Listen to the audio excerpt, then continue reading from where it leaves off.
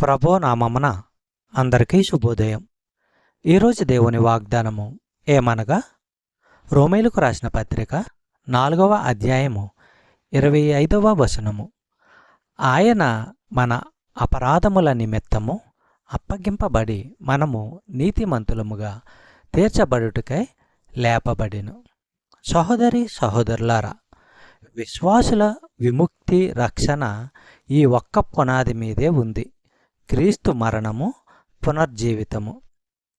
క్రీస్తు పాపుల స్థానంలో వారి పాపాలను బట్టి వారు పొందవలసిన మరణాన్ని ఆయన అనుభవించాడు. క్రీస్తు బలిని దేవుడు అంగీకరించాడనడానికి రుజువు ఆయన సజీవంగా మళ్ళీ లేవడము, మన పాపాలన్నీ పోయాయని, క్షమించబడ్డాయని, శాశ్వతంగా తుడిచిపెట్టుకుపోయాయని ఇదే రుజువు. చెప్పబడిన వాగ్దానము దేవుడు దీవించి ఆశీర్వదించునుగాక. ఆమేన్.